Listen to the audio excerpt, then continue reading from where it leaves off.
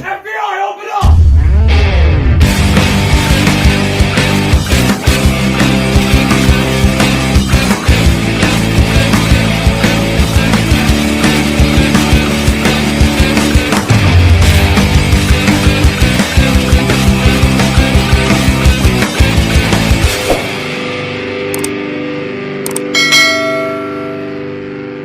Halo semuanya, selamat datang di Berski Channel ya, dengan Bambang di sini. Dan pada sore hari ini seperti biasa gua ngonten, balik lagi di konten motovlog gua.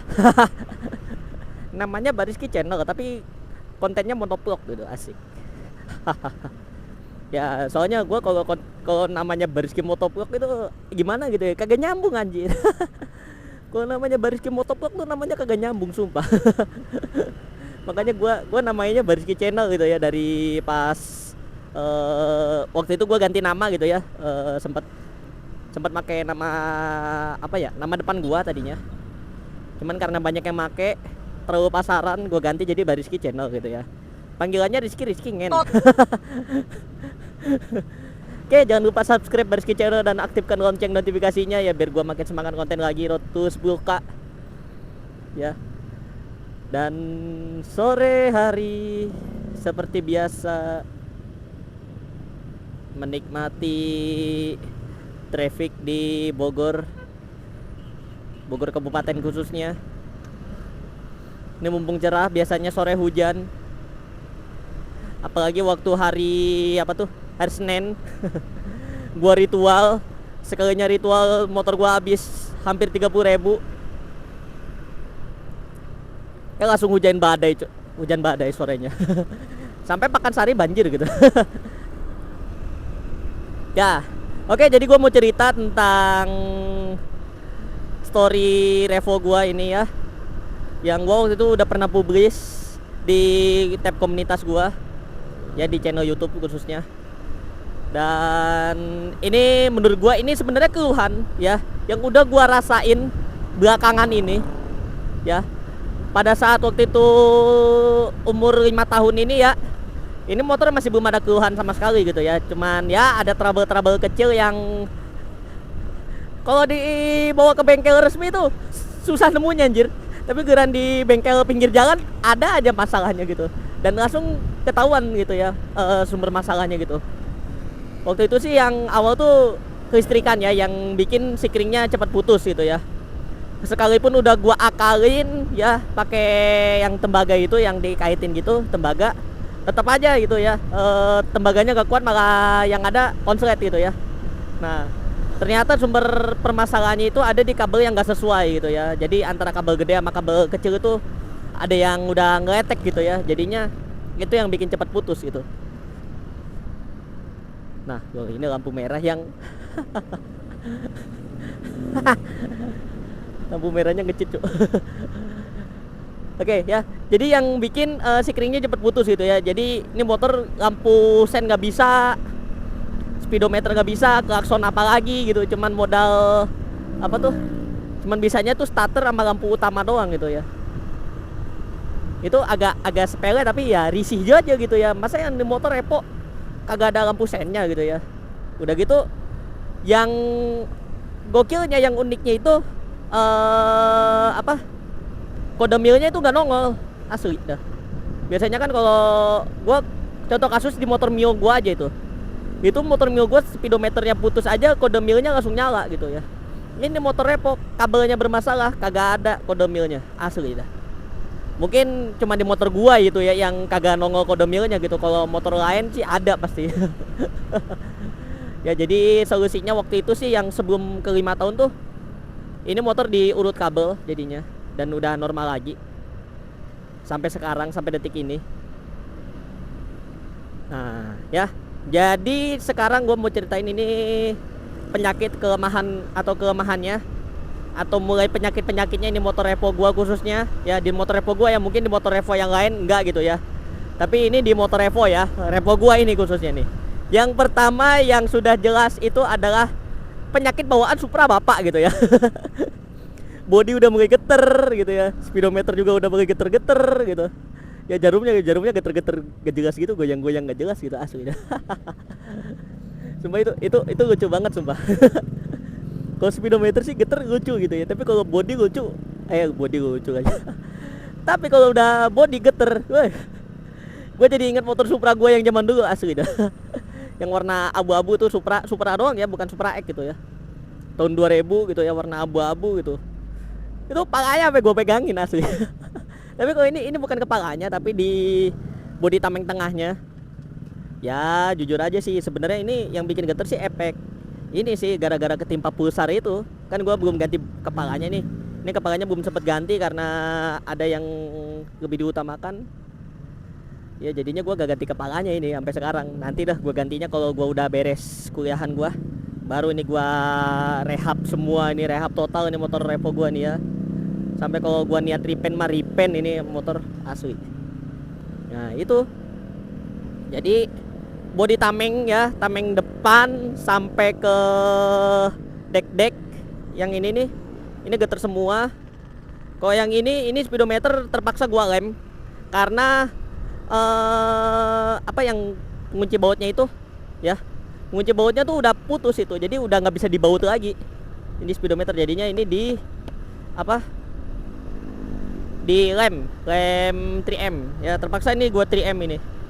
Ya, daripada nggak gua 3M malah gondal-gandul speedometernya. Nah, itu sih ini jadi yang pertama penyakitnya yang udah menjadi kelemahan motor Evo gua, yang udah jadi bawaannya itu adalah bodinya geter asli.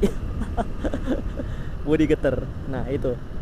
Ya, itu pertama. Yang kedua berikutnya ya. Ini adalah penyakit umum yang ada di motor Honda keluaran-keluaran belakangan ini, yaitu rantai ketengnya berisik. Rantai keteng kendor jadinya berisik. Kalau udah berisik apa yang terjadi? Ya mesinnya kelotok-kelotok jadinya. Jadi ini udah motor ini udah kelotok-kelotok sumpah. Kelotoknya itu udah melebihi kelotok-kelotok motor repo pada umumnya gitu ya. Sampai gua bawa ke bengkel BMW aja, motor gua kedengeran banget sumpah, kelotok-kelotoknya klok gitu. Solusinya ya harus ganti rantai keteng, cuman karena gua ini motor masih gua pakai harian, bahkan masih gua pakai kelayapan mencari kitab suci gitu. Sekarang udah bukan nagih lagi, mencari kitab suci gitu ya. Asik. Terakhir aja pakai ke Jakarta gitu ya. Sekarang gua pakai muter-muter gitu. Jadi gak ada waktu buat ke bengkel gitu ya. Buat di ini motor tuh ditaruh seharian gitu ya, buat ganti rantai keteng dan steel cap dan lain-lainnya gitu.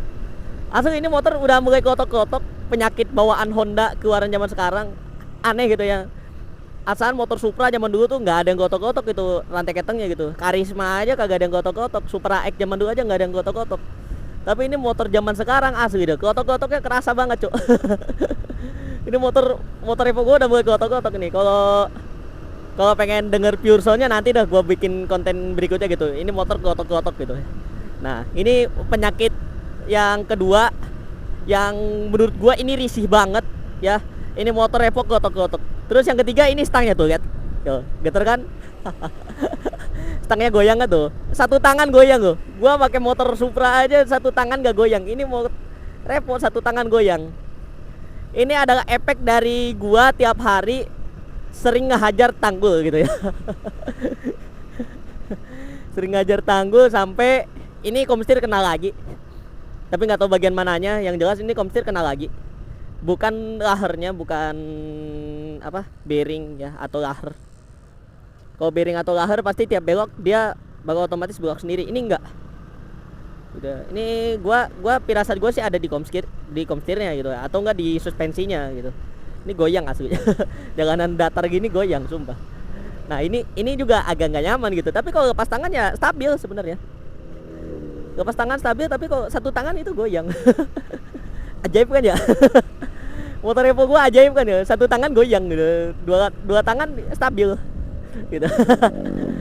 Ya ini juga penyakit Evo gua ya, udah mau ke 6 tahun udah mulai nongol penyakitnya di handlingnya atau di kemudinya. Ini nggak nyaman, khususnya gua pakai buat jarak jauh. Gua pakai jarak jauh, kalau gua ini satu tangan gini jarak jauh udah goyang-goyang banget itu. Berasa dari Sabang sampai Merauke gitu. Itu kemungkinan antara komstir sama pelek ya. Pelek gua agak nggak balance gitu ya. Jadi gua harus ngepres ulang ini peleknya. Gara-gara keseringan gua nggak hajar tanggul gitu ya. Untung ini repo gitu ya, kuat gitu ya. Coba kalau bukan repo gitu ya, udah sisa ini doang kali. Antara sok sama stang misah kali. Kebelah jadi dua gitu.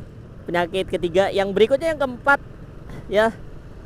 Yang keempat penyakitnya ya, efek dari rantai keteng yang kendor, suaranya dikotok-kotok, mesinnya jadi lebih kasar.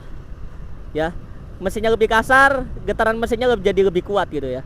Oke lah, kalau udah ganti oli gitu enak gitu ya. Kalau ganti olinya tuh pakai yang lebih kental gitu ya, kayak AX5 gitu ya, atau pakai Federal atau pakai Castrol ya, Castrol aktif atau Power One gitu ya. Itu enak gitu. Tapi kalau udah beberapa kilometer atau taruhlah 1 bulan habis ganti oli, ini geter lagi gitu. Geternya tuh lebih parah daripada gua dulu tiap pakai motor ini bolak-balik Bandung gitu. Padahal sama-sama gua ini ya apa? Gua ganti oli itu 1,5 bulan gitu ya. 1,5 bulan ganti. Kalau lupa ya 2 bulan sampai 3 bulan gitu kalau lupa gitu. Itu apalagi pakai oli bawaan ini asli dah. Ini geter banget cuy. Ini sekarang aja kerasa geter banget itu ya. Dan efeknya kaki gua jadi gampang kesemutan. Kaki ya. Untung tangan gua ganti hand gripnya pakai Heidesu jadi nggak parah-parah banget. Waktu itu kan gua pakai hand grip bawaan ini nggak kaki nggak tangan, gua pakai ke Bandung kesemutan semua gitu. Gua pakai Heidesu jadi aman. Gua pakai hand grip ini. Jadi nggak kerasa banget geternya tuh. Tapi di kaki yang geter tuh. Bawaannya tuh jadinya biar ngilangin getarannya tuh gua harus top speed gitu ya. Cara ngilanginnya. Sedangkan gua belakangan ini lagi kagak mau top speedan walaupun motor gua kadang-kadang tuh. Walaupun motor gua dan gua pribadi kadang-kadang suka begitu gitu. Ya ada motor ya sosokan speeding, gua buntutin dari belakang kan tiba-tiba nengok anjing repo gitu. Aduh. Nah itu sih, jadi ini mesin geter banget. Kalau udah mulai 1 bulan aja, biasanya kan 2 bulan mulai kerasa geternya gitu. Ini 1 bulan tuh, jadi udah masanya tuh udah makin cepet gitu. Lu harus buru-buru ganti olinya gitu. Tapi kalau lu udah ganti oli yang agak ketel gitu, atau pakai oli yang khusus buat touring gitu, X10 ya, terus Shell AX5 gitu, terus Federal, Mesran, Castrol gitu ya, itu asli enak banget. Jadi motor tuh lebih smooth gitu ya. Tapi gua jangan disaranin kalau jarak jauh tuh pakai AX7 gitu. Shell AX7 jangan. Gua pakai AX7 karena jaraknya deket-deket gitu. Kalau udah pakai AX7 jarak jauh panas gitu ya. Panas banget olinya. Mesinnya panas banget asli. Gua pakai sepatu aja kerasa panasnya, apalagi pakai sendal gitu ya. Sampai-sampai waktu itu gua pakai AX7, gua pakai ke Bandung tuh kuliah. Sepatu gua tuh pinggirnya sampai meleleh cuy, saking panasnya mesin. Ya jadi gua saranin selnya AX5 gitu kalau mau jarak jauh, kalau pengguna sel ya. Tapi kalau lu pengguna Mesran atau pengguna Power One atau pengguna MPX ya gua saranin mending bawaan aja. Pakai MPX atau pakai Castrol Power One atau Castrol aktif atau oli Mesran atau apalah gitu ya, Federal, atau pakai X10 sekalipun ya. Itu enak kalau buat dipakai touring itu. Tapi kalau dipakai jarak dekat ya nggak apa-apa pakai AX7. Syukur-syukur pakai Ipon juga ya. Pakai Ipon juga bisa, moto juga bisa jarak dekat itu. Penyakit berikutnya ya, ini penyakit berikutnya mungkin ini penyakit terakhir yang mau gua bahas di motor Evo gua khususnya. Karena gua udah ganti aki, bukan ganti sih, tukeran aki antara motor yang ini, yang bawaan ini sama yang Mio. Ini aki udah mulai tekor. Efek samping kalau udah tekor adalah ketika lagi berhenti klaksonnya itu jadi ngedrop, jadi tapi kalau ini tuh, ini agak normal. Kalau udah kalau digas tuh normal tuh nih. Ntar ya gua cek sun dulu. Nah kan udah mulai dikit-dikit nih, tapi kalau udah gua idle atau langsam nih, tapi kok kadang bisa ya. Oke, nah itu tuh suaranya. Jadi ini nih, waktu itu udah pernah gue posting di IG suara klakson soak. Nah kayak gitu, dan sekarang lebih parah. Soaknya tuh lebih parah kalau nggak digas gitu, apalagi kondisi mesin dingin gitu. Itu jadinya klaksonnya agak soak. Terus berikutnya yang namanya aki itu kan sumber listrik. Nah, berhubung ini motornya injeksi, ECU adalah jantung dari motor ini. Jadi yang namanya aki tekor, ini motor jadi agak sedikit susah kalau pagi-pagi dinyalain. Apalagi kalau udah 2 hari 3 hari nggak dinyalain, itu ini agak susah cuy nyalanya. Asli. Nyalanya agak susah. Sekalinya nyala bisa nyala, tapi nggak bisa digas gitu. Ya karena kan ada sensor TPS ya. Sensor TPS itu kan otaknya ke ECU gitu, larinya ke ECU. Kalau ECU-nya agak lemot ngedeteknya, ini pasti telat ngegas. Kalau nggak telat ngegas bakal berbet gitu ya. Ngegas tiba-tiba mati, gas tiba-tiba mati gitu. Jadi berbetnya bukan berbet karena busi, jadi berbet karena sensor TPS-nya ini apa, telat baca gitu. Efeknya itu tadi. Jadi kalau nggak telat ngegas, berbet aja. Padahal busi aman. Gua udah coba, cangkong busi kan baru ini ya. Gua pakai copotan Suzuki. Gua ngambilnya yang Suzuki ya. Suzuki Smash. Pakai sih gesit irit gitu. Aman sampai sekarang, sampai gua bawa banjir juga sekarang udah nggak mati lagi. Cuman ketika ini motor 2 hari 3 hari gak gua nyalain, bahkan seminggu gak gua nyalain, ini motor pasti berebet gitu. Kalau nggak berebet ya susah nyalanya gitu. Karena ya itu tadi ECU-nya tuh telat baca cuy. Sudah. Ini motor gue yang terlalu pinter apa gimana gitu. Sambil nyeritain motor Evo gua. Jadi itulah dari gua. Cukup sampai di sini. Terima kasih banyak telah menonton. Like video ini jika Anda suka, dislike aja kalau enggak. Sampai ketemu lagi di video berikutnya.